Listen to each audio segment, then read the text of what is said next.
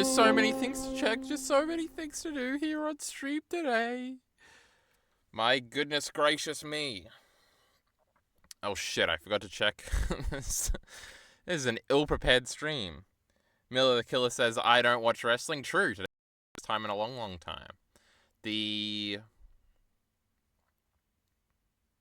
What the fuck was I gonna say? Oh, I gotta see if my notes made it, because I did them all on my phone. But sometimes that doesn't mean they... No, it's not here. Why? Is Stream Notes open? Is that the thing I got open here? No, it's the Pokemon thing. Is this is not updated either? Oh, here we go. Genius. Genius. I might not have saved it. If I haven't, then it won't come up. Did you see Big Boom AJ's wrestling debut?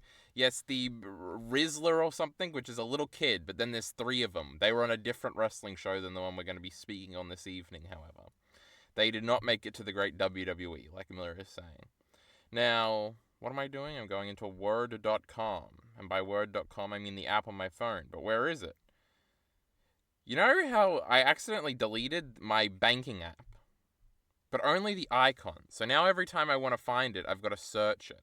I didn't save it. That's the problem here. Now, how the fuck do you save it on a mobile device, huh? $120 a month, not a month, a year I pay to this fucking thing. Hey! Save. There it is. I'm a genius. And it also doesn't fucking... auto do the first thing that's written. Survivor Series notes. Save. God damn, I'm a genius. Shut up, I'm a genius. Now, we love In the Mood for Love, our favorite movie of all time.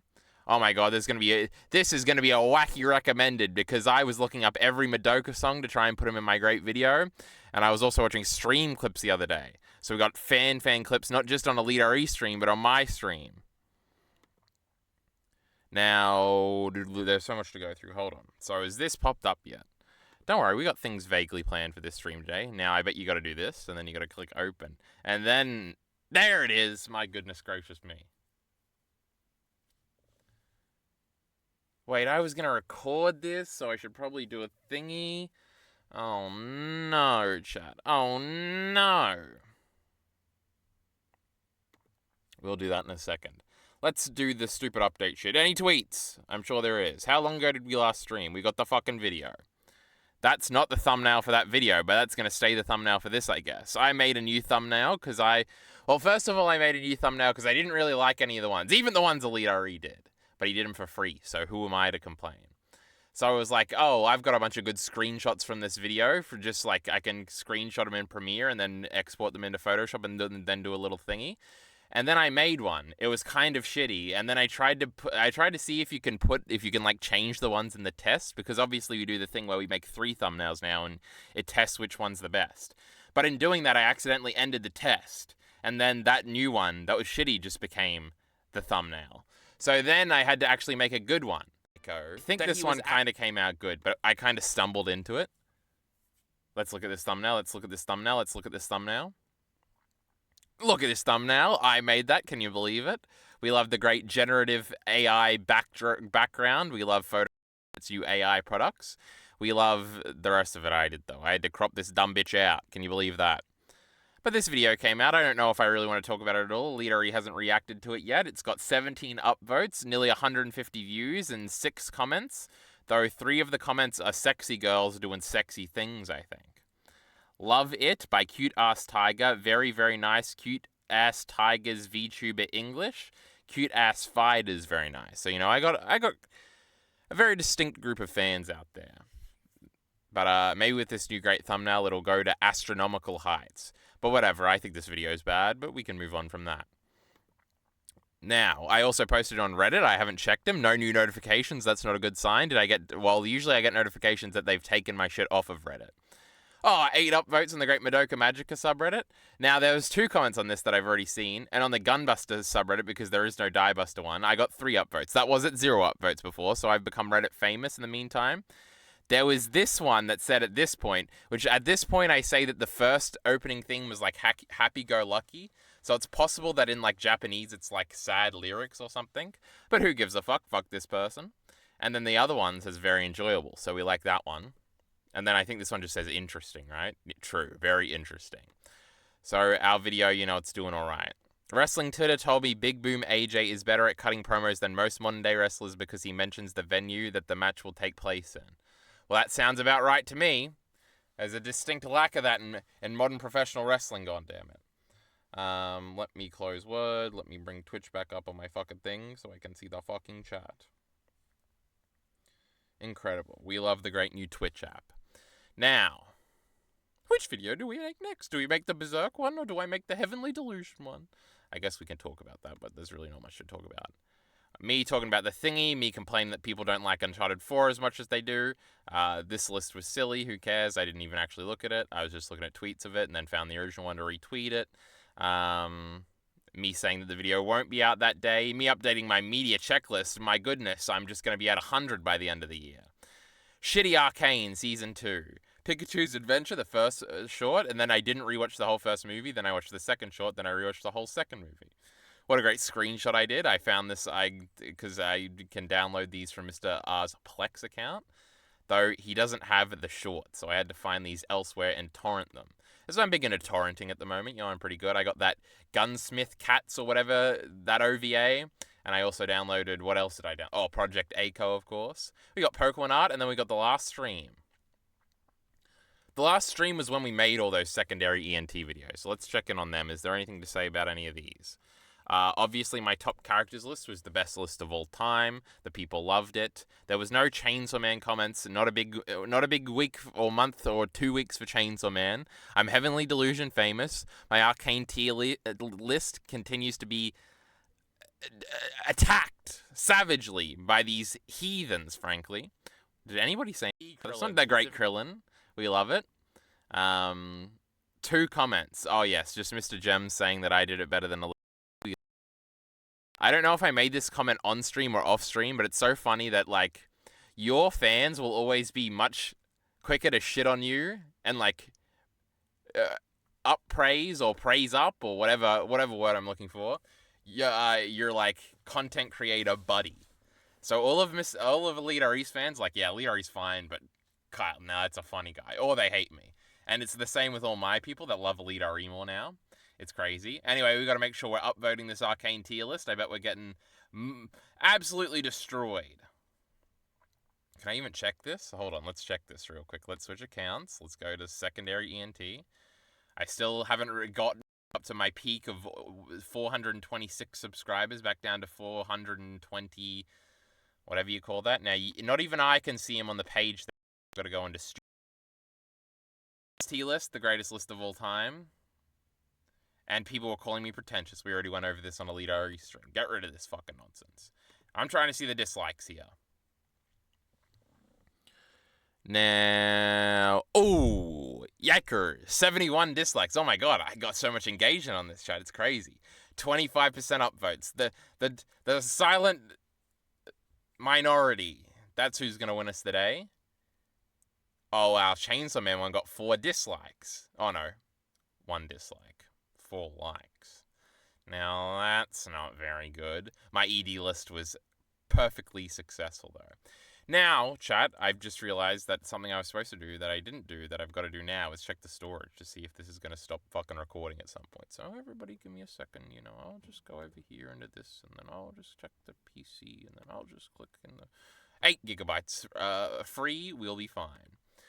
I see Heath is here, Yamiring it up. Save those shitty dabs for Elite RE stream. These are just my Pokemon episode thingies, just so I'm making sure I'm not missing any and stuff. I've only got 1, 2, 3, 4 Orange Islands episodes left, and then I could move on to this one, to the Great Season 3. But I don't know if I want to do that or if I want to pause or something. I still haven't made any progress on actually scripting the video. This is how I'm going to make sure I'm watching everything in chronological order. It's pretty great. We love this little thingy. Though I'm pretty sure it's wrong in where it has the second movie, because Ash's Charizard very much obeys him in that movie, and they have it before the one where he learns to obey him. So, L to the shitty games facts list here. Now, what else do we have to check? Survivor Series. I do have some other things to go over, but I do kind of want to do the wrestling thing first. Now, Sergeant hasn't shown up for our great wrestling talk, so, there'll probably be minimal chat engagement on this front. But you win some, you lose some, Now, I think I'm just going to literally cut this out, waifu it, then put it as where I would do the chapter reviews. Then I've got to get in the Discord call. Alita said he might not stream tonight. He's a fucking heathen. He's so mean to me. He's supposed to be reacting to my video. He could have done it at the end of the last stream, and then we wouldn't have had to have talked about this, But that's his fault. Survivor Series 2024. God, wrestling fucking sucks, chat. You ever notice that?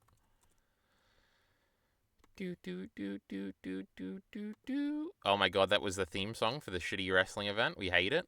I wonder if Mia is gonna watch Survivor Series and then watch my great video review. Now, Elite RE, of course, right now is watching the Vince McMahon documentary, and we're going to do a discussion on it. My second channel is just going to be filled with wrestling content. It's going to be fantastic.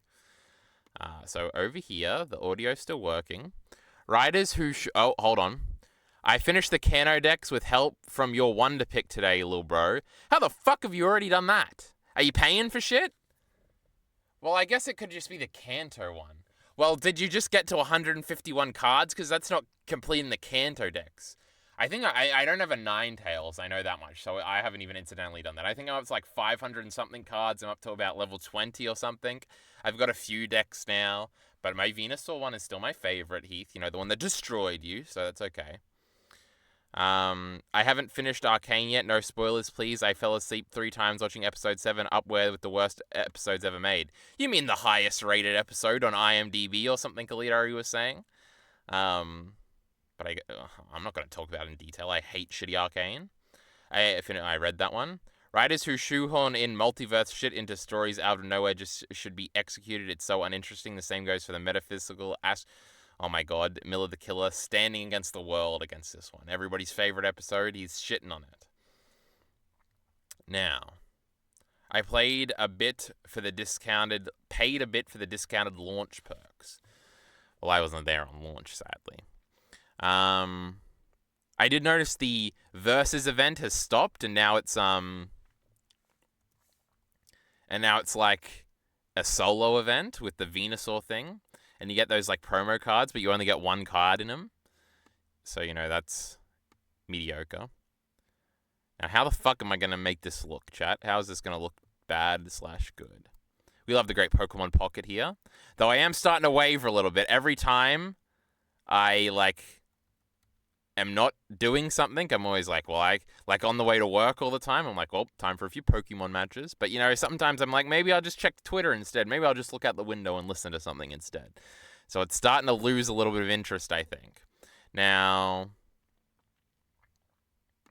what the fuck am I doing? Oh, I gotta join the Discord, so my little thingy pops up. Join, Miller. You control me. Oh, we gotta put this one down, and then this one down, and we gotta bring the third one up, and this should be a solo one. Ah, I'm a fucking genius. Never doubt me.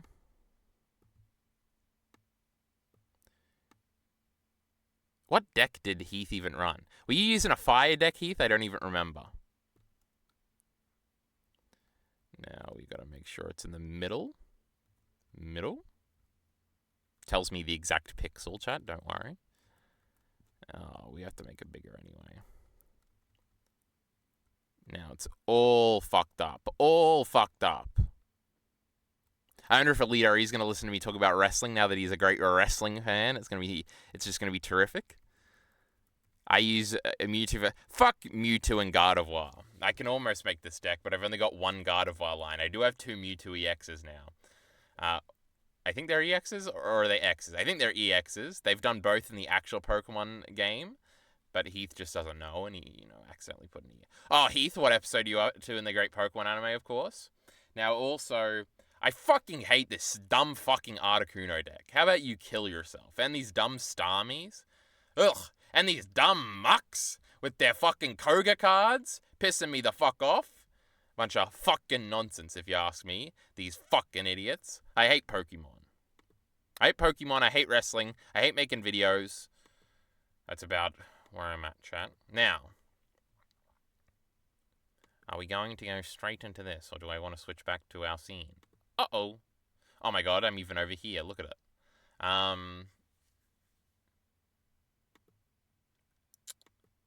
I just felt right now that I was transitioning into something else, but I've forgotten what it was. And now I'll never remember, and I'll always be alone in life, and, you know. Heath isn't answering my question, my goodness, so I guess we should just start. Where's my water bottle? I haven't even put it to the side yet. I'm so rushed. Ooh-wee.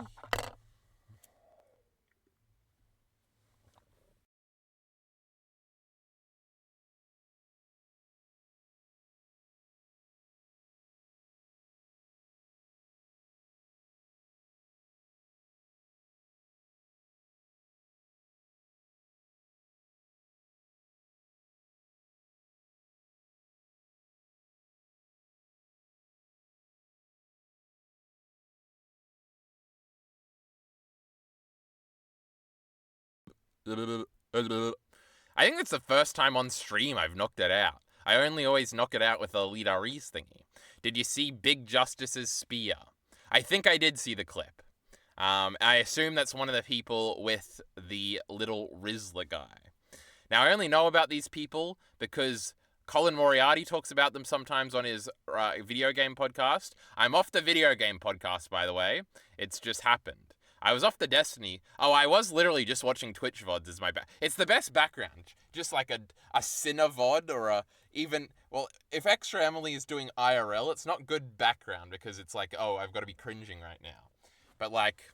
Even the Nick streams at the moment, it's just perfect because it feels like something's happening in your ears, but actually nothing's happening in your ears, and you actually can focus on other things.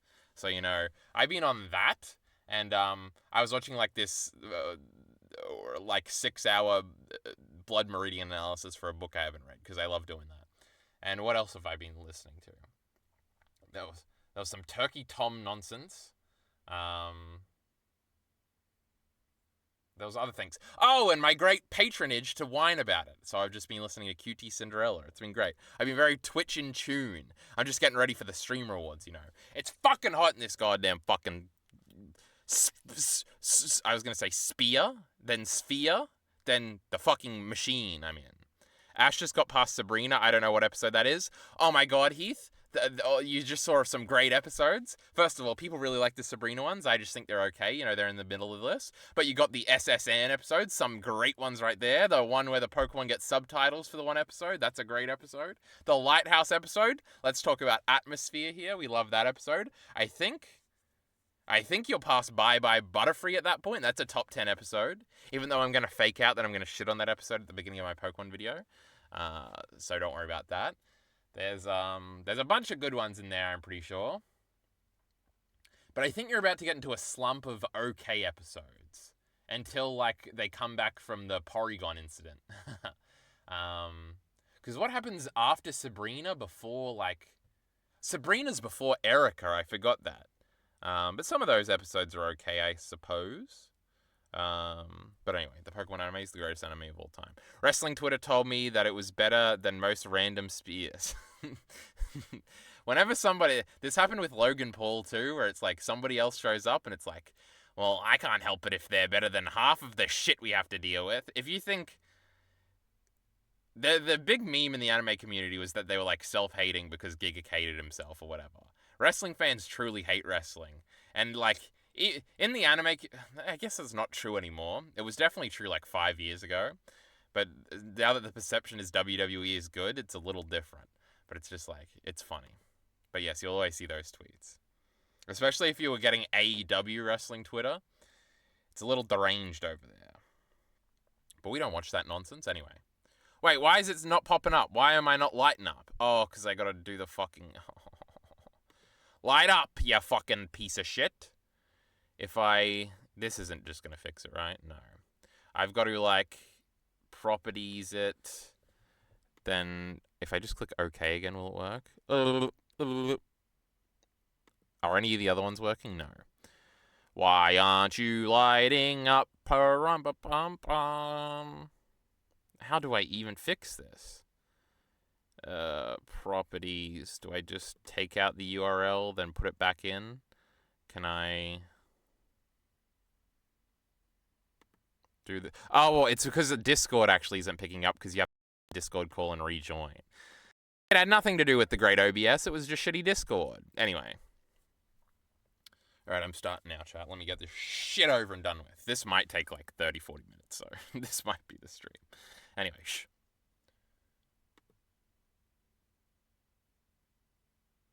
Well, we're here with a rarity on this secondary ENT channel here. You know, I'm pretty sure I reviewed the Royal Rumble 2023, I think. It would have been, because it would have been after the War Games 2 years ago, because it was the Sammy turn.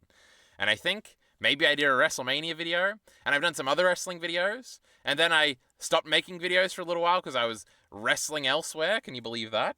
But anyway. We're here to talk about Survivor Series 2024. Isn't this crazy? It is the first WWE event I watched since SummerSlam, I believe. I missed Bad Blood. Yes, I hear it was good. I don't watch Raw at all. I don't watch SmackDown at all. I vaguely keep up with clips on Twitter. I haven't watched an AEW something since I don't know when.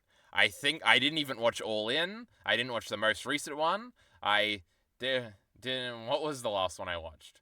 I watched Forbidden Door last year. Now, I'm pretty sure I watched everything up until the beginning of the year. No, it would have been when I left in September. That's when I would have stopped. It literally is. But anyway, I've been off the wrestling stuff, but you know, I know everything. I'm a genius. And I've got notes for this event because as I was watching it, I've got like a cousin I talked to about wrestling, and I was like, I've got like 7 different things I want to say at the moment. And I'm like, I thought I had an outlet for saying things I like to say. So I was like, fuck it, I'll just make a stream/secondary ENT video about it. And so here we are. All the background bullshit, huh? I know Sergeant's probably out there watching. Mia might even watch this video. Maybe some others, I forget. Heath is sometimes a wrestling person. Oh, and coming up soon, me and Elite RE here on this very channel are going to be discussing the Vince McMahon documentary. Elite RE knows basically nothing about wrestling. He watched it for like 2 weeks when he was a kid or something. He liked King Booker because it was around that time, like 2006 it would have been, or early 2007. And he's like, he says he loves Vince McMahon, which I try to tell him is not very good in this climate. And then he said he was going to defend Vince McMahon without knowing any of this, so don't attack Elite RE, right? He's just saying things because he thinks it's like a hot take. He doesn't know how hot of a take it is. But we'll reconvene when we talk about it in an upcoming video. We might be recording that tomorrow, who knows.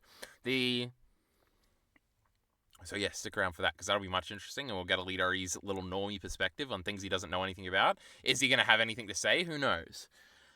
But anyway, I've got some notes here I'm going to read through. So we had 5 matches on this card. I was shocked. I thought there was 4, and then the Gunther and Damian Priest thing popped up, and I was like, oh yeah, I've seen clips about that on Twitter. I would have assumed they'd save that for a different pay-per-view. But instead it was on this one. But we're not talking about that yet, because we're going to talk about things in order, because the one that I had the most to say about was the women's... I put chamber match, isn't that funny? The women's War Games match. I think towards the end, it got okay. The multi-women big spot matches, like Money in the Bank, these War Games matches, and the Royal Rumble matches, are always very, very bad, especially at the beginning. And usually the finish will, like, let you forget about the whole match. Because this match was terrible at the beginning. There was just missed timings. There was botches. Like, I don't know. It's always the case where I think a lot of the girls especially come through the NXT system. And a part of me just thinks it's like a bad system. Where, like, they don't learn... I'm going to sound like a real wrestler right now. Where they don't learn any, like, instincts, and they have no improvisational skills. Where it's like they only know the spots, they know how they're going to get there, but everything in between is just, like, terrible. Because at the beginning, like, they missed something off this top. It was Bayley and Nia. And a lot of people are just going to blame Nia for it, but I don't think that's true.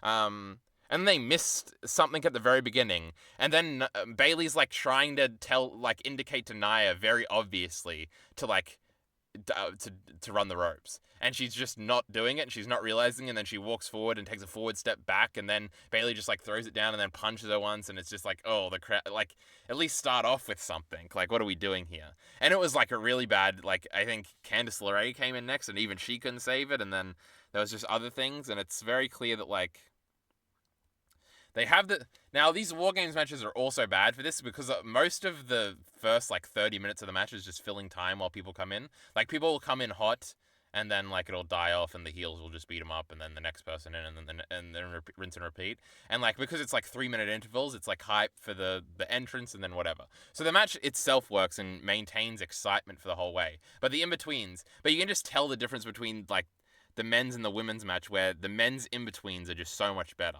And historically, with especially the WWE main roster women's division, there's a thing people always say is that the gap between the girls that are really good and the gap between the girls at the bottom is like a chasm. And it's hard to actually carry people in wrestling matches. So, like, Bayley has been around for like 10 years. She's had a million great matches. Though not very many without Sasha Banks. But even she is so like awkward in there with Nia, who she's wrestled a million times. It's just, there's like something fundamentally wrong with like the system here, and I feel like I'm gonna sound like a crazy person. I feel like, especially in the WWE main roster, the vibe I get is that it's very like cheerful, and like, I don't know if anybody's talking to the girls after these big matches where like the beginnings are always terrible and being like, well, girls, maybe we should show some like urgency here, and like maybe we should not just ponder around the ring, and maybe we should not like, maybe we should work on in-betweens where it's just like, oh, stomp, punch, kick, throw to corner, do a jumping fucking sting splash in the corner. It's like, just do something so it's not awkward. But just very bad towards the beginning. And then there was this moment, I think it was it was probably it was after Rhea came in, but before Liv came in, where like, and they did this spot in both matches, which is also annoying. The War Games concept having two of them, I feel like I've always defended it in my head, but for this time it was like the straw that broke the camel's back, because they do the same spots in both, and it's like, I know, this is a whole separate conversation that you have to have in wrestling, and everybody's gonna have a different line, but like, the suspension of disbelief can only go so far, to the point where like, oh, every year let's have the stare down spot. And then like, they did this spot, and it was really good in both. Though I think it was better in the women's because they missed like a camera cut in the men's one, where it was like everybody just hits a move on each other. But in the women's one, I think it starts with somebody hitting them with the fucking toilet seat they had in there, and then that broke, and that made a big noise. This is a fucking problem. You just have to make noises, and the girls never do. Like, with their bumps, sometimes they lack noise, and with their hits, sometimes they lack noise, and it's just, ugh. But they'll do the same. So they did this spot, and like, everybody ran in and did a move on each other. It was just like a bunch of like, and then I think in the middle was Bianca doing a hair thingy, and it made a really loud noise, and the crowd just went insane. I think before this, they were already chanting "This is awesome," which was very funny because the match was terrible up until that point. But, you know, modern WWE crowds, they'll chant "This is awesome" just constantly. So, anyway, I've kind of jumped ahead here. But it is definitely a thing, and I feel like people talk about it, but nobody ever cares, and it's always forgotten how bad and sloppy the girls' matches are at the beginning of things a lot. And it's usually, now, I don't know, I'm not watching Raw every week, but from what I remember when I was watching Raw every week, singles matches are never like this. There is some sloppiness sometimes, but it's like clear that they know and they're trained to do singles matches a lot. I feel like it has to be in these big matches. They're thinking too much. It's on a big stage. They're trying to memorize the spots and stuff like that. And it's just the in-between stuff that suffers a lot. And it really feels, I remember, it feels like I'm a raging sexist right now, but I remember when, I think it was in AEW, there's no other place this could have been. It was the Britt Baker Thunder Rosa cage match they had, the blow-off, where Thunder Rosa won, I think. Can you believe that happened? Like, we've just forgotten about that. AEW was like dead. It's crazy. That match, and they also, when they would do those tag team matches with Anna Jay and Ty Conti, where they would do the death matches, I think they did it twice. It was so obvious that those matches were just spot, spot, spot, spot. And not in a spot fest in a way like, because everything I'm saying, a moron would say, like, and it's like a generic thing that like a certain segment of wrestling fans would say. But it's actually true in these matches where it feels like spot, then moving into the next spot. But they don't really know how to move into the next spot, so they will kind of awkwardly just shove each other into the corner where they have to climb up the ropes to do the next spot. And it's just like, all the in-between stuff is so terrible. And I think part of it, and especially in AEW, it's Britt Baker being fast-tracked into main events without really knowing how to do like a 15-minute like normal match. I don't know. It's just a constant thing. And I think the men do have, because the men can just take a bump and it's going to make a big noise and it sort of resets things. There was even the big botch later in the men's War Games match where Jacob Fatu missed it, and then he did the clever thing where he really sold his leg. But even then, like right afterwards, somebody took a bump, and it's like move on as quickly as possible, do something big to divert the attention. Io actually did it in this match where she missed the diving thing, where she was going to dive a senton powerbomb Candice LeRae, I think, and she missed it. But immediately after, she like show-tated her in the ass and then like did a suplex or something. She did something. Oh no, she knocked her down and then did a missile drop kick, and the crowd still came. I mean, comes for her, not like came as in a sex thing, chat. Shut up. I just got distracted because I looked down and Miller said something, so let's all read what Miller said. Have men ever fought women? Yes, very much in the olden days. They did do some recently, though. They've sort of broken back into that a little bit. And outside of the WWE, I don't think AEW has ever done an actual intergender match. There's even a category of match called an intergender match. Can you believe it? But a lot of like smaller wrestling companies will do it often. Has Vince McMahon ever fought Tony Khan? He has not. I can't believe Miller the Killer knows who Tony Khan is. This is big. But anyway, back to the War Games match, okay, everybody? Also, I hate the soy, it's time for War Games thing they say after the thingy. I already didn't like Samantha Irwin or whatever her name was. I thought she was not the best announcer. I thought she was overwrought and kind of cringy. And now they've got a new girl that just does exactly what she used to do, so that's no fun. Though I did see a Twitter clip that Lillian Garcia was back on Raw or something, so that's funny. But even she was kind of always bad, so anyway. My notes start at the very beginning, so I'm like, biggest pops were for Rhea, Io, and Tiffany. Tiffany Stratton is very over. She is... Like, it is because she's, like, very over-the-top and ditzy. And she's got big boobs and is blonde. Her stuff is okay. She's another girl where it's, like, the in-between stuff is probably pretty bad. And, she's very much an NXT girl. And, like, you can say the same about Rhea Ripley and Bianca, but they're just so much better that it's crazy.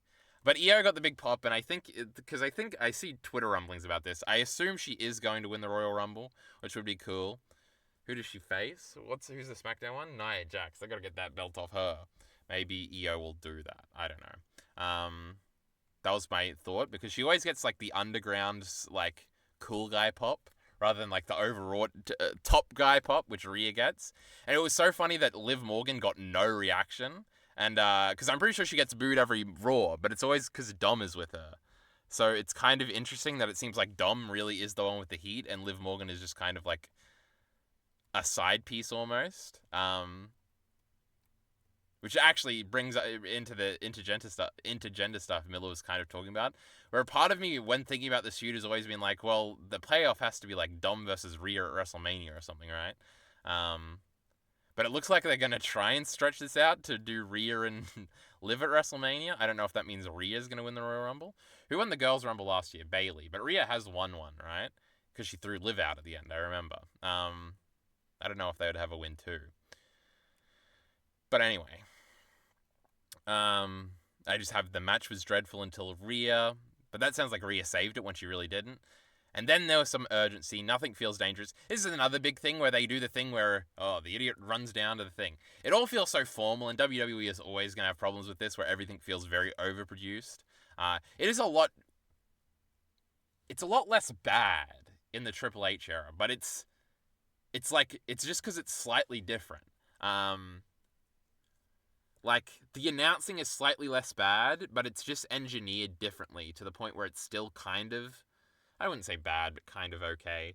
But like, oh, the girl runs down and then she checks. And every time these idiots were looking for a weapon, it was in the wrong spot and it was like bad. Like, how did they not coordinate this beforehand? But they're running down to the ring and they find a weapon. It's just like, oh, here comes the stupid weapon stuff. And it's like, remember when they used to say, man, a Hell in a Cell match is going to end this guy's career? And I feel like they still do, like, hype that up for, like, War Games. It's the most dangerous structure, whatever they'll say. And it's like, funny time with the silly weapons and, like, the glow sticks and stuff. And everyone's doing the weapons and it's the same spots every time and something like that. It's just like a... The good spot in this match was definitely the Money in the Bank tease. It is a thing that they've been doing a lot recently where, especially with the Triple H stuff, they do try to, like... Vince would just do the same thing every year. Like, every few years, he would just do the same idea in, like, a Royal Rumble match for something that he thought was different, or in a Money in the Bank or something. But it was, like, because he thought the audience had the memory of a goldfish, and either maybe he was losing it and he had just forgotten he had done all these ideas before, but it was, like, the same thing. All, like, at least now they're trying to do different things in the rules of, like, things people have speculated about, like, could happen. Like, there's still a few they haven't done, like having, like, number 30 come out in the Rumble and win it instantly because 29 and 28 were the last to win and they threw each other out, and then you find out who won with the... Like, that could be a cool thing, though it kind of undercuts the Rumble stuff. But they've done a bunch of Rumble ideas, and they've done a bunch of Money in the Bank ideas. It's funny that they wasted this one without actually doing it. Part of it did feel hokey, though, because I realized what they were doing before they did it, and I was like, oh, okay... So I was kind of glad it didn't come off in the end. But then there is only so many unique ways you could do something. They're at least thinking about it nowadays, which is better. The weapons are like funny, bad, botch spots with Nia. Oh yeah, the Nia chair shot was a funny thing. People are doing the meme about how it's like the Hogan chair shot in the WCW clip. Everything is hokey and choreographed, I've written down. That's something an idiot would say. Crowd just there for the big spots. The wrestling audience is terrible. That's a whole nother conversation. I don't know if I want to go into the modern wrestling audiences thing. One day I'll make a scripted video about it. Some good stuff towards the end. The Money in the Bank stuff. Being innovative, which is something I just went over. A big thing that's comes up now. Hold on. We've got the great Miller the Killer. He's saying some more things. Does the audience leave and grab a snack when the women's match is on? No, but definitely about 10 years ago. Oh my god, it might be... No, it definitely about 10 years ago. It definitely was the joke that the women's match was the piss break match. So, that's pretty cool. But probably not anymore. Has the first entrance to the Rumble ever won? It really pisses me off when people win just because they come out in towards the end. Yes, a bunch of times. A lot of times, actually. That was a Vince thing that started to get old, where it was like, oh, what if number 1 wins? And it's like, oh, yeah, Vince, we remember. The NXT-ification of WWE. Now, this was a big fear when Triple H took over, and especially towards the beginning it felt this way, because there was everything in NXT, like, made sense, which was, like, why everybody loved NXT, like, in the 2010s. Because the main roster was just so terrible, and I want to use the R word, but I'm not going to. Mia might be watching this. It was just so terrible and devoid of, and everything would change week to week, and it was just like punishing to be paying attention to any of this fucking nonsense. And NXT did pay attention to stuff, but it was a lot simpler. But in that, things never felt spur of the moment in NXT in a way where some of the best WWE moments of like that terrible period would, and also like nothing ever felt too grand. Like if you look in retrospect, the NXT title like picture after like the Sami Zayn Kevin Owens stuff very early in NXT was, I'm talking about NXT like it's over because in my head it is, was fucking absolutely terrible. Like, the Finn Balor stuff was always terrible. It was always a boring match. Then it went into, like, the Samoa Joe stuff. The matches were always uninteresting. It was never the best match on the show. It was always, like, predictable. It was always way too long. It was, like, there's, like, 3 Shinsuke Nakamura, Bobby Roode main events that are all bad. And there's, like, Bobby Roode, Hideo Itami ones, I think. And it's just, like, it's all bad. Nobody really talks about that. And another problem with NXT was always like somebody would win the title and it would be like, oh, now we're just waiting. Or they would lose it and then it would just be us waiting for them to go to the main roster. And then it'd be like, oh, wait, they don't want them on the main roster yet, so that we'll just have them win them again and then the other guy will win it back. And they did that with like Finn and Joe a bunch, and Johnny Gargano did that a bunch. The fear in bringing that to WWE, because obviously this is the Triple H influence on NXT and now into WWE, they really have maintained a grandness that NXT never had, whether it be with the Bloodline stuff or even like a lot of the CM Punk stuff, which is very good. I still think it gets in the way where NXT was always like the feud has to last to the next takeover, and there's like no blowing it off beforehand. And now with WWE, it feels like these feuds are going on so long, and it's like it's almost predictable in a sense to where it's boring. Like under Vince, we wouldn't know a single Mania match at this point. Like, we wouldn't even, like, whoever was champion now, it's going to change 3 times before the Rumble even. So, like, don't even bother planning out that far ahead. And it sort of made, like, that February period, like, really interesting. Like, the Rumble's over, now we're going to start the Mania feuds. Or start trying to make them. There were some Manias where we had, like, 5 matches, like, 3 weeks out. And then the rest of them would just sort of happen.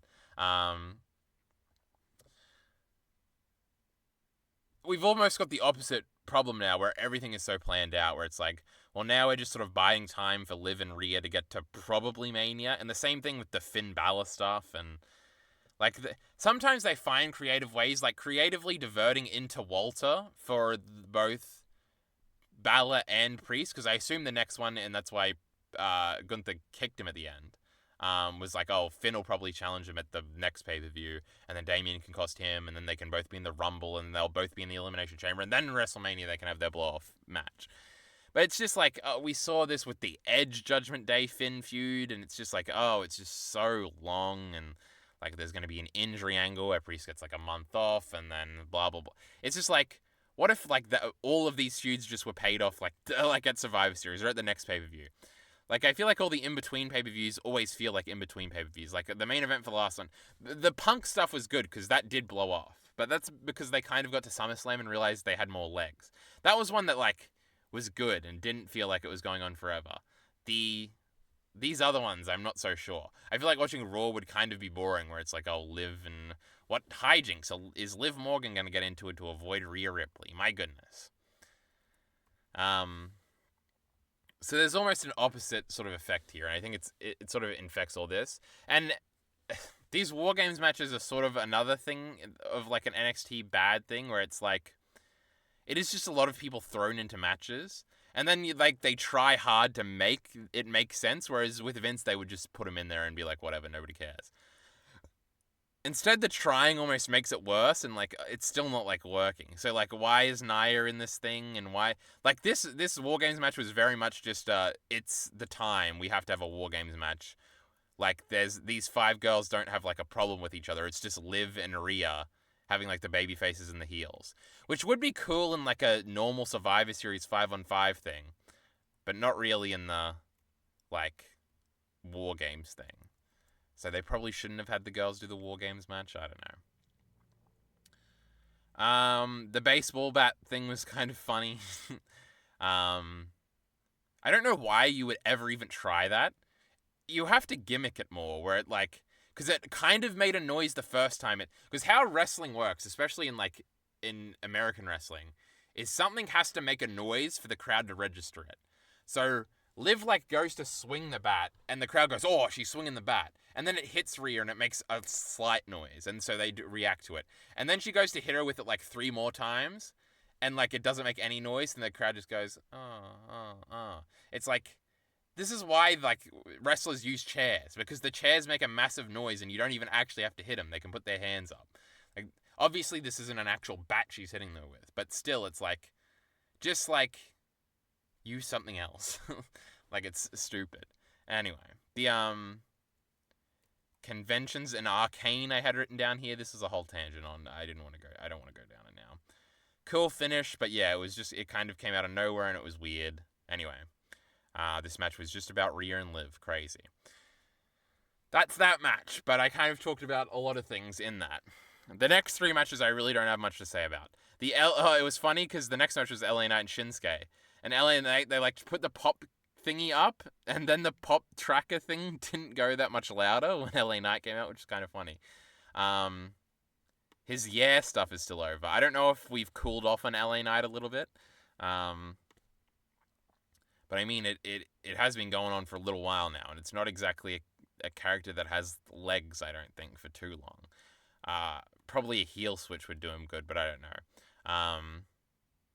He kept fucking things up, and the announcers tried to rope it into the storyline, which was clever. Like he dropped the belt at the beginning and something else, but whatever. I have written down it was an LA Knight and WWE Shinsuke match, so it was boring. I wrote that down before I watched the match and just assumed it would be true. The match was okay. There's another problem with noise, and it's always been a problem with Shinsuke and a lot of the Japanese guys or girls in WWE, is that the strikes just don't make noise in WWE for some reason. I don't know if it's if they're holding back, which was always a thing that people used to say about Kenta when he was in WWE. I don't know if it's just that the miking is different or that the crowd stuff is different, but like it just doesn't sound as good when like they're doing the strikes. Like I remember when I first saw Shinsuke in the Sami Zayn match and they started doing those forearms, I wanted to kill myself. It was so terrible and cringy. And like my secondhand cringe I got even though nobody else was watching it with me. And then you watch like an Ishii exchange in New Japan and like all of it hits and all of it has noise and it just looks great and it's like the best thing ever and they just make whole matches out of the strikes and stuff like that. Because Shinsuke did this really awesome looking like backspin thingy. And I'm like, in a New Japan ring, that would have made the biggest noise and the crowd would have gone, oh, and all the Japanese girls would have gone, LA Knight, like how they do, and it would have been super cute and stuff. And here it just made no noise and the crowd just like reacted afterwards on the replay because it looked good, but it sounded terrible so nobody reacted in the moment. It's just like, because you can take the same Ishii example and put it in AEW, and Ishii in AEW looks like shit as well because it's like, his forearms just, they don't make any noise and it's just, it makes it look bad, and then everybody on Twitter complains about how fake his forearms look and shit like that. It's just like, no, you just gotta see the real thing, bro. It's cool, I promise. But it's just, I don't know. Either, like, somebody has to say, stop throwing the strikes, they look terrible, or they have to mic it different. Or they have to let him hit people harder. It's why a chop is, like, always better, because it's always going to make noise. But anyway. The big pop when Shinsuke won was cute. It's very much is the case, and this has slowly developed over, like, the last 10 years, is where the crowd, like, sort of undermining the matches are that the crowds are more there for the moments and the results. Like, Shinsuke hit his finish, and I don't think anybody thought it was going to be the finish, so they didn't react that much. But when the 3 hit, they did, like, have a massive pop. And then they sort of started to cheer Shinsuke. And it's clear that, like, they're cheering the title change and the fact that something happened on the show they paid to go to, more than they're, like, excited that Shinsuke won or that LA Knight lost. And that's kind of funny. I always think about, like, if an outsider was to look in and they were honestly going to inquire about why wrestling fans would, like, go to things, and, like, the actual answer being, like, not the matches, not the acting, because, you know, it's kind of bad, bro, but, like, I want to be there when the fake title changes hands. And, like, because that'll feel like I had some consequence. It's just, like, such a, like, funny, like, everything in wrestling is so fucking stupid when you actually think about it. And so much of it only just works in its own insular bubble. It's funny. Miller says, that's awesome. I assume to the Rumble stuff. Oh my god, what you said earlier. Can you imagine Mr. Satan or Buggy, the clown type character, winning the Royal Rumble because they came in last and everybody else is knocked out? The problem is that the Royal Rumble has riding consequences, and that the winner has to be in the big match at WrestleMania. They almost did that with a Buggy the Clown / Mr. Satan type character in the 2011 Royal Rumble when Santino Marella almost won. But they cucked out of it. He was like, he like slipped out of the ring under the bottom rope, and then yeah, it was a whole thing. Anyway, that was that match. The IC title triple threat match ended up being pretty good, which is funny. My big question is, like, what do we do with Bron Breakker? Like, we've already beaten him a few times, which is good. The, like, undefeated thing is, like, so bad, and, like, AEW keeps falling into the trap of, like, when do we have the guy lose? And then everybody sort of builds up when the guy... It's, like, best to just beat people. And then, like, not do an undefeated streak unless it's, like, literally, like, 1997 Kane or something. The It's especially worse with like Monster or Powerhouse guys. Like I remember they kind of did it with Cody when he first came back, but that was fine. Like it feels like he's sort of wasted away with the IC title stuff, but it's also like plays into like the formula that we've sort of gotten back to from like the 80s, where it's like, well, the guy's gonna win the IC title, and then he'll go for the world title after he loses it. But like a world title seems too soon, and like it'll fuck things up. But like this IC stuff is really just matches, which I don't know if that's what they want him to do. It's not really like storyline stuff. Like, should he have like a feud with Cody and lose or something? Because like, interesting. I know they're on different brands or whatever, but it's like it's kind of a conundrum right now with Braun Breaker, because you don't really want him to like have it for like a year, because then it's like just Gunther, but he's not gonna have it for as long, so it'll be worse. And it's just like a kind of trapped thingy. Like, what's the Mania match? What are we doing here? What's going on? And also, you don't want to have it be like the young guy just beating up the old guy thing. Like, you could do him and Cena at Mania, I guess, but then it's just like Cena would have to win. What are you doing there? And whatever. There was a great near fall with Sheamus. Yes, the fake out with the ref pull out was really good. This is awesome. Chants are awful. I already talked about that. The last spear was great. Oh yeah, the last spear was like the crowd really bought in that if he hit the spear, it was over, and he did hit the spear, and it was over, and like I've never actually seen the crowd do that before, where they like give up before the 3 count has even happened. Like, it was actually a good moment. Like, it's clearly what they were going for, and they got exactly what they were going for, and it was very cute. They're still doing the Sheamus is eventually going to win the IC title thing, even though it's not from Gunther anymore, and I guess Braun Breaker works. We'll see what happens. Then we had Gunther versus Priest. I forgot this match was happening. Impromptu feud and how that's rare and beneficial. It does seem like this feud came out of nowhere and somebody had the bright idea, like, oh, to get the Finn and Damien feud a couple months down the road, we can have them intertwined with Gunther. And then the promos that I've only seen the clips, right, on Twitter, but they were really good, from the putting the shoe sort of on the other foot, where Gunther is usually like the intimidating bad guy, but playing Priest off, and it makes Priest look really cool and makes it seem like he's gone to a different level, to the point where it's like, oh, maybe just put the fucking belt on him again. Which they ended up not doing. But yeah. They kind of had fire out of nothing, I have written down here. There was a cute finish with the Finn and the Gunther thing, and I think that's either going to end in Finn and Gunther, and then maybe you could do Finn, Gunther, and Priest in a triple threat at the Royal Rumble.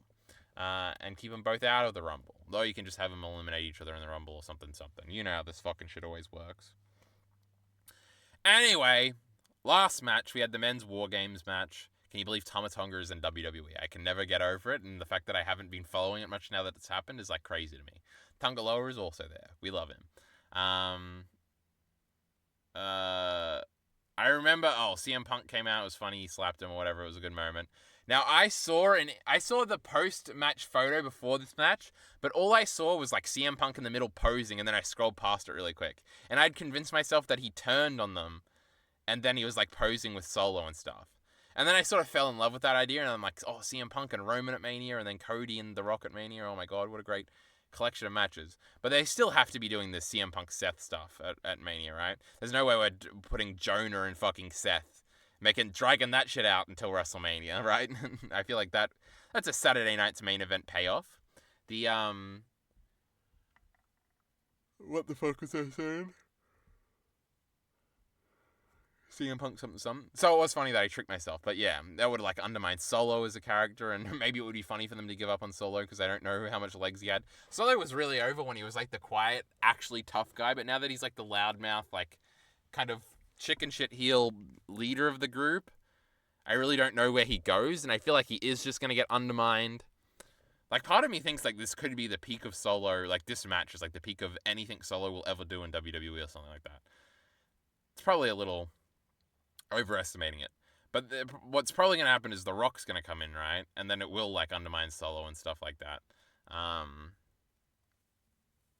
don't know. There's also the Jacob Fatu, like, angle where everybody's just, like, more into him as sort of the Solo type character, and he's sort of become the character Solo was in the original Bloodline and shit like that. So, I don't know. Solo's in an interesting place here where they've sort of got to figure out what they're doing. Because, like, Solo's not going to be world champion or something. And him winning a mid-card belt is kind of like, what are we doing here? So I guess he just keeps feuding with Roman and becomes second in command to The Rock. I don't know.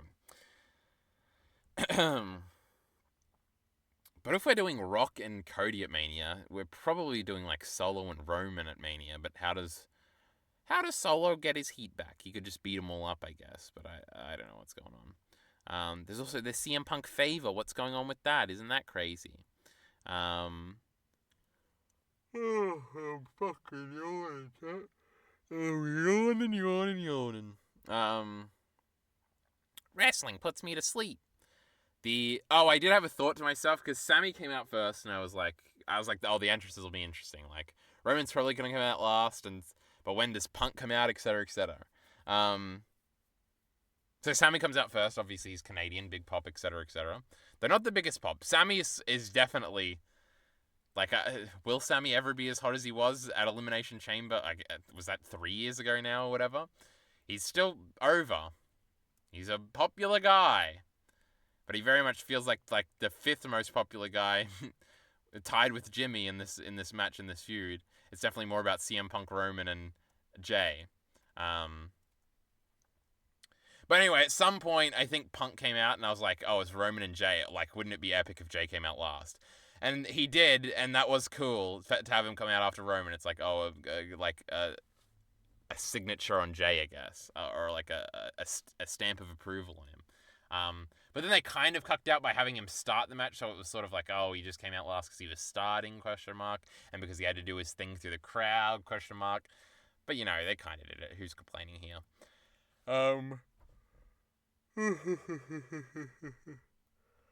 Then it happened, I have written down. Oh, then Jay came out, it happened.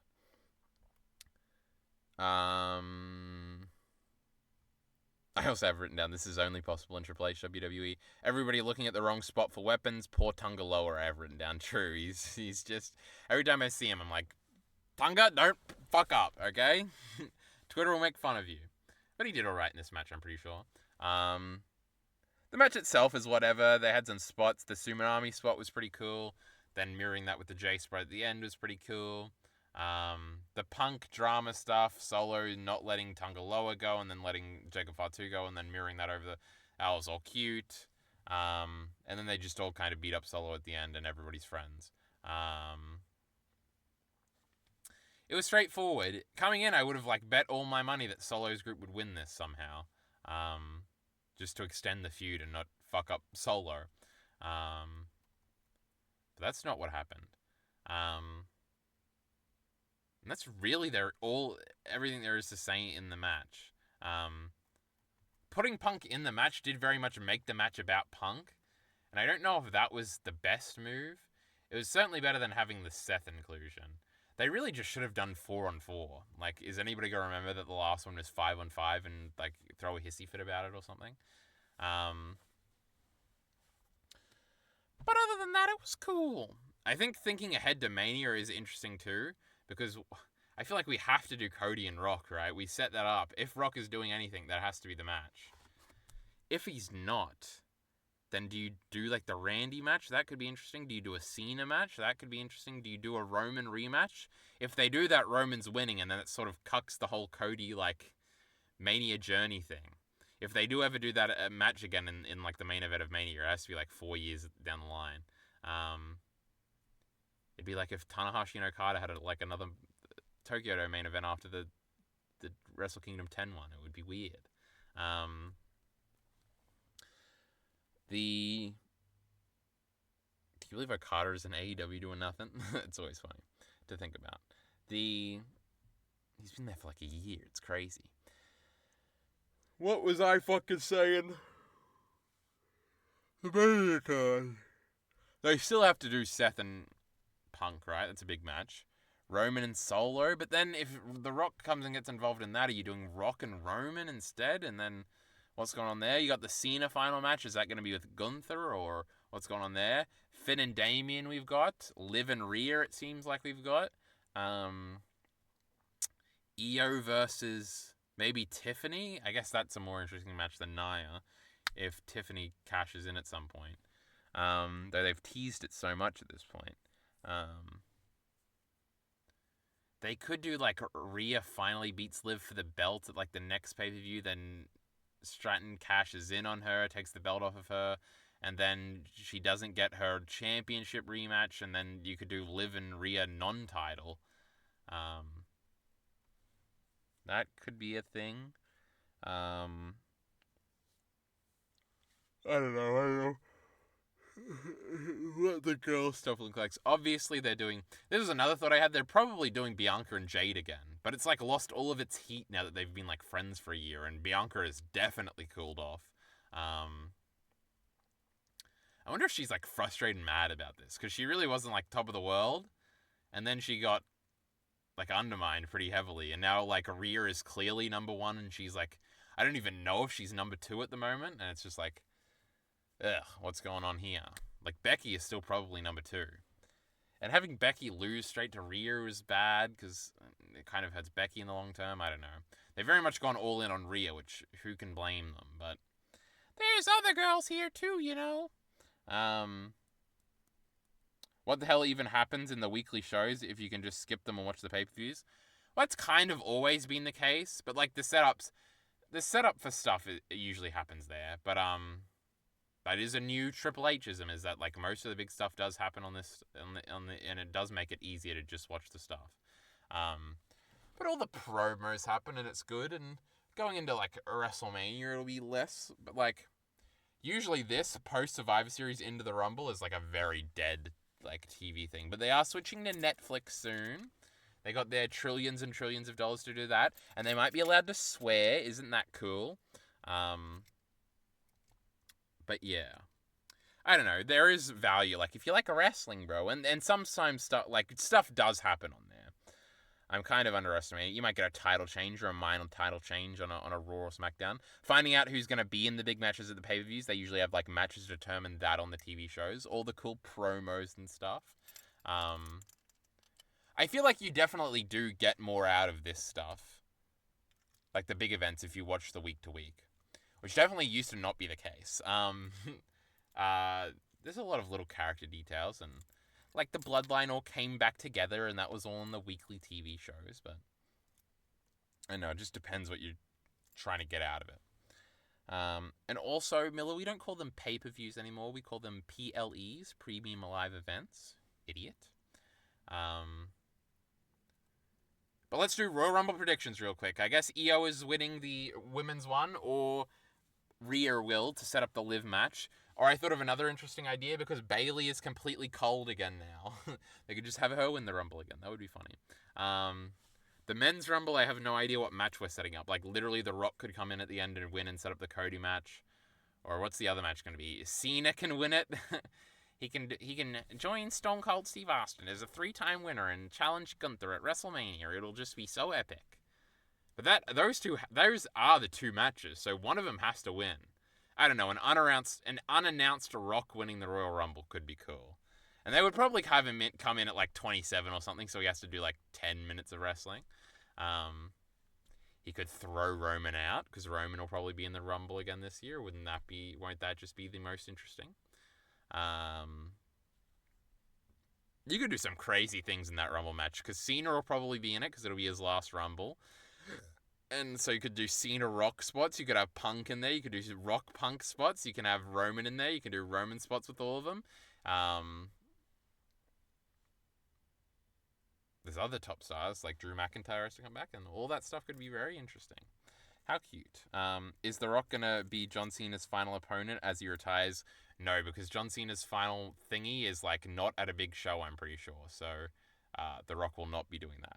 We're trying to see if The Rock is going to do another match. We don't know if he's doing multiple matches, so the Royal Rumble is like a cop-out. But he is like a board member or something now and has a stake in the company. So he might be doing more appearances, etc., etc. But just for your information, Miller, John Cena's final match is probably going to be against Randy Orton, of course, because that makes the most sense. So Rock/Cena and Io/Rhea are my Rumble predictions. I'll probably report back after the Rumble, and I'm probably not going to talk about any wrestling live events unless AEW does something or something crazy. Until then, because outside of talking with Alita as we do for that Vince McMahon stuff. But anyway, that's it for this video, everybody. Those were my Survivor Series thoughts. See you next time. Support links in the description below. Thanks. Let's not talk about wrestling anymore. How about that? Let's have a stream.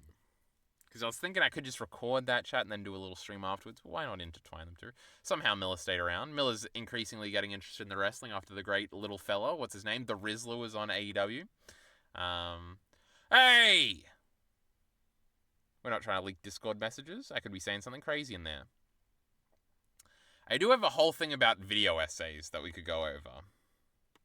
Which we might, because I don't really know if we have much else to do. Remind me to watch this great fan video after, I gotta find out why Extra Emily is so freaky on God. Now, we ain't talking about fucking Chainsaw Man, I'll tell you that much. It still gives me the video, god damn it. We're getting Magica Reacts? Wait, what is this? Magica Reacts 1.75x or 2 times speed and first reaction video. What does that mean? Like, is the reaction sped up or the episode sped up? I can't hear nothing. Do you think it got muted? Is there really no audio? Oh, it's... What the fuck? Are my headphone... Do I have the wrong headphone in? Oh, there we go. I don't know what the fuck this is. Anyway, Miller the Killer has linked something. Is it going to be the AEW footage? Oh my god, it's going to be the interview after the fact? Guys, I am back here with Big Justice and Big Boom AJ. This Saturday at Full Gear Zero. Now there's another little kid chat. Don't worry, I know these things. Hour, you're going to be taking on QT Oh, this is pre-match, not post-match. Marshall. This is a match 20 years in the making. Well, Renee, it may have been 20 years in the making. I did see them hyping up the 20 years in the making thing, so maybe he has some history with QT Marshall. These look like Italians. And I think QT Marshall is Italian, so... For QT, but for me, it all started when he threw the double chunk chocolate cookies. I don't want to watch this, Miller. That's like a thingy where that's like the meme at Costco or something, right? Anyway, these shitty chibi character reacts videos look so easy to make and get hundreds of thousands of views. I'm pretty sure I'm getting 100,000 of views on my chibi Madoka thingy here. I did just see the thumbnail. We were at 150 viewers for real this time. Look at this Elite restream. There were other things to talk about, but I don't remember them. Should we just talk about video essays? Should we talk about Destiny, Miller? My goodness. Did you see his penis? This is crazy. Anyway. Alita has fallen off of everything, right? He's a busy boy. So he knows about the first leaks, because I definitely talked about the first leaks with him, which was just the Lauren Southern thing, not the sex leaks. So I seriously doubt he's seen the sex things. Miller was also asking a bunch of questions. Destiny did address it on stream. I saw a Twitter clip making fun of him, because I've been getting a lot of Hassan Twitter thingies now. Did you see Hassan posted his cock, guys? That was another thing. But Destiny did a thing for like 30 seconds where he's like, obviously some stuff has happened, and he was just giggling. It was just joking around that his dick got leaked and how he's just going to stream through it. So Miller's like, I want him to answer for his Lauren Southern crimes, is definitely not something he's ever going to address. No one in AEW is a big wrestler. Now, what did I say? That could have alluded to that, the opposite of that being the fact. I have no idea. Surely he brings you out of the Surely this brings you out of the Destiny cult. First of all, there's 3, I don't even know if I want to go into all of this. But Miller has made 7 different assumptions about me caring about any of this. First of all, I don't watch Destiny because he's like a moral arbiter or something. I just watch Destiny because I want to watch Destiny. And I've increasingly been watching less Destiny. So first of all. Second of all, this has no effect on anything at all. And third of all, it's like, even if it did, I don't think I would stop watching. The Lauren Southern part of the leaks doesn't really affect anything. he was still defending platforming her back then when they weren't sleeping together. So the fact that they were actually sleeping together, I don't think makes any difference to that. Or, like, there's nothing for him to address there. He's just going to say the same thing he said all those years ago. It really was, like, long ago, and kind of makes me depressed.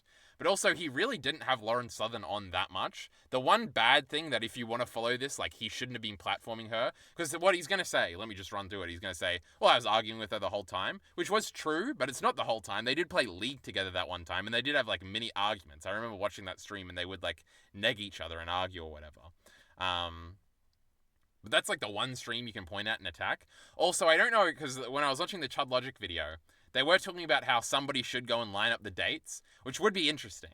Because I don't know, because the League stream was like the first stream they did.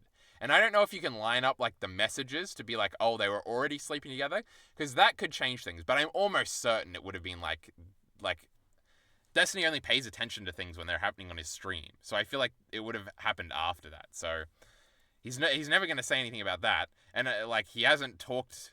Well, I think he vaguely referred to, like, talking to Lauren Southern about the Russia leak stuff recently. But outside of that, he hasn't mentioned her in, like, a year and a half. So he's never going to say anything about that. There are other things Miller was mad about. Fucking the Orbiters is just, like, a thing that's always going to happen, which I don't even think is that bad. And the pressuring them into it is, like, just Miller being Miller. And there was another thing he said. The, like, furthering their careers thing is just, like, not true either, because none of these girls end up coming out better for it. Like, Lauren Southern made, like, that one big video where she called out, like, all the right-wing dudes for being, like, cokeheads or whatever. I never actually watched that video. And that got a lot of views, but other than that, she really hasn't done anything. Like, the funny thing was, when the leaks initially happened, she was literally, like, testifying in front of, like, the Canadian government because of the Russia money stuff, which was funny. Literally as it was happening, so I don't know if she knew that. That was kind of funny. Minty even said he, like, watched her testimony and stuff like that. That's a little tragic.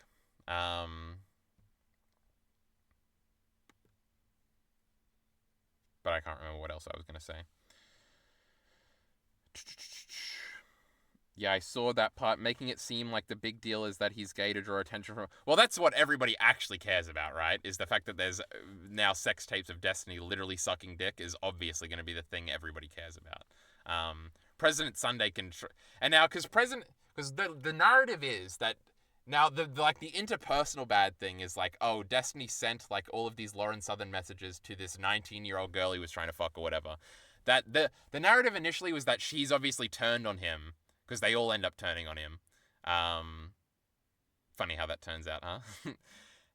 And then she leaked them to President Sunday. No, the narrative was she leaked them to somebody who leaked them to President Sunday, and then he had initial ones. But then a bunch of other leaks came out, because President Sunday, even in his video, was like, well, there's some nudes here that I'm not going to leak, and there's a bunch of other stuff that I'm not going to leak, because he didn't want to talk about the gay stuff. But then somehow those also found their way onto Kiwi Farms. Like the butt plug one or whatever. But then the narrative is now changed to that girl didn't turn on Destiny. Her account got hacked. And then, like, that's how all of this leak happens. And somebody then sent them to President Sunday, which is weird. I guess they just... Because if you read the Kiwi Farms threads, a lot of them are, like, Destiny, like, viewers that, like, hate him. Like, actual hate watchers. And they were like... So they, like, know, so they would know to send things to President Sunday. Because Miller said he didn't even know who President Sunday was. President Sunday is, like, an old... I think it was originally around the Lauren Southern stuff where he was, like, really mad that he was platforming her and stuff, and he had called her out for that. And then President Sunday was, like, a lolcow for a long time in the Destiny community because he had, like, bad debate performances against a bunch of people. And then I think he made... It was some sort of comment that Destiny, like, he was on the blacklist, guys. And he's just very soy and funny in like a laugh at him way. But then he, like, had the thing where he was the one that was attacking Mr. Girl for, like, the bad article that nobody read. Where he's like, you had a case, but you fucked it up. So it makes sense that a hacker would know, if they were like a Destiny viewer, would know that to send it to President Sunday, because that'd be like a funny guy for President Sunday to get Destiny back.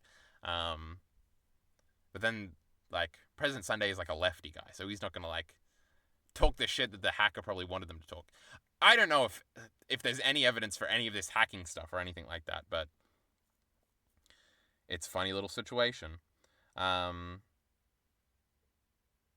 The thing is that he furthered her career by hiding... Yes, this is like the President Sunday thing that he's been saying for like 3 years, and it's funny that Miller is now saying it because he watched the video. Furthered her career by hiding that he knew she grifted about being a trad wife. Well, that's not even true, right? Well, how much was being a trad wife really a part of Lauren Southern's identity? Like, Lauren Southern's identity was literally like, she dated a black guy, right? And then everybody made fun of her for that on the right. And then she dated somebody else, and then she had a kid, and then she got divorced. All before, like, I'm pretty sure most of that was known, or Nick Fuentes would, like, joke about it on his stream afterwards when she even first appeared on Destiny. So I don't think that, like, the trad wife stuff is, like a low blow almost to her. For, like, even in the logs, she's like, I know we should be monogamous or whatever. Is the trad wife thing that she should have waited to marry him before having sex with Destiny? I don't know. But calling that grifting is, like, retarded. Obviously, everybody's gonna, like, break their principles for, like, relationship things constantly. Like, if it came out that she was, like, she didn't actually hate the Muslims, now that would be crazy. So I don't think Lauren Southern was, like, grifting or anything. So that's, like, a whole different thingy. I got distracted. How do you defend the revenge porn? Well, it isn't revenge porn, right? He always gets he's talked, like, this is another reason why he doesn't address this, is because he's talked about this all the time. Him and Melina used to talk about how they used to, like, send their sex tapes out to people, like, all the time. So I don't think any of that was revenge porn. I don't think he would be stupid enough to do that. Now, maybe it's possible if Pixie comes out and says, like, oh, I didn't want that video. Now, the evidence that it's Pixie is not that good. There's, like, Pixie has a mark on her shoulder, and the girl in one of the blowjob videos also has a mark on her shoulder. And, like, so maybe it's her, but Melina has, like, marks all over her, and I even knew that before I saw her naked, like, just from looking at her. I'm crazy, chat. So part of me thinks, like, that might be Melina, but it doesn't look like it, and it kind of does look like Pixie. And then I even saw that was one of the comments on Kiwi Farms, is like, oh, it has to be revenge porn because there's no way Pixie of all people... It was like a Kiwi Farms Pixie simp, which was so funny, where it's like, there's no way Pixie would allow him to send the videos to other people. But I don't know. I feel like Pixie is probably still, like, defending Destiny. If she was mad about that, she would let us know. Unless she did, like, tweet about it, and that's what Miller's referring to, and I just don't know about that part. But I don't think any of it is, like, revenge porn at all. They had always talked about doing stuff like that. For a second, I was like, how does the hacker have things that the guy that Destiny was sucking the dick of has? But obviously, he was recording on Destiny's phone. Figure that one out. The biggest interpersonal thing is that Lauren Southern is probably really pissed that he was sending their logs to other people without, like, I assume there wasn't sexting in that. In that case, that would be, like, revenge porn, I guess. But I don't think that was the case. And there was, like, what was I even gonna say? There was, like, but yeah, that's kind of crazy. But that's kind of, like, when you're having relationship troubles, I assume for normal people, I don't have any friends. Even that's a lie. I just talked to Elite Ori about it. Oh my god, we're going flat. But, like, you would always, like, how different is it if you would just talk to her in voice chat, that other girl, about, like, Lauren said this, and even if you, like, read the messages out, like, people do that all the time. Like, I don't think that's too big of a deal. Sending actual screenshots, like, it shouldn't. I feel like I just reasoned why it shouldn't really make a difference, but it just does make a difference where it feels, like, dirtier. So that's, like, an interpersonal transgression against Lauren Southern. So that could be something we could be mad about, I guess. And I'm pretty sure she would probably be very mad about. But there's no way she doesn't hate him already, because they just had, like, a messy, like, they didn't end up together, so they definitely hate each other now. But that's kind of funny. Why did he spend 20+ pages of the Lauren Southern DMs to this girl? Yeah, well, this is a little weird. Like, in what kind of conversation do you do that? It's so wild. It's also funny that he was, like, asking her for advice. Like, if you want to accuse Destiny of trying to, like, be sneaky and trying to fuck somebody. That's like obviously like a thing where she would like you more if you sent her all those conversations, etc., etc. So that's kind of funny. Did you watch all the videos on Kiwi Farms? Nicholas Light was so much hotter. I did watch the videos, of course. Curiosity kills the cat, but I still haven't watched the Nicholas Light ones yet, so I cannot compare either of them. He sent sex tapes of Melina to this girl after they divorced. How does he have her permission? Well, I could very easily see Melina. First of all, they were not divorced in 2022, right, when these messages were sent to this girl. And it's possible that Melina would give permission to do that. Melina was very, before she started, like, her Fansly or whatever, she, like, posted nudes on Twitter all the time. They were, like, trying to be artful and stuff. But Melina's always been, like, very much, like, she would even say that, like, about how she liked people sending videos of her and stuff like that. Though there's also the Melina revenge porn Darius meme where she was showing Will Neff's dick to everybody at, like, TwitchCon or whatever. So that's the real revenge porner. I swear the messages were 2024. Well, originally we thought the messages were all 2022 because in the screenshots that the girl had of the Lauren Southern conversations, it said like 20 minutes ago or something. So it was like Destiny like screenshotted them all like right after they happened and sent them to this girl. The Lauren Southern DMs were 2022, but the ones with the Discord girl were 2024. No, I assumed, because why would he be asking for advice about something that happened in 2022 to this girl in 2024? At least that's my understanding. I don't know. I think there should be dates on those messages with the girl with the Mushoku Tensei profile picture. Can you believe it, Miller? But yeah, maybe. I don't know.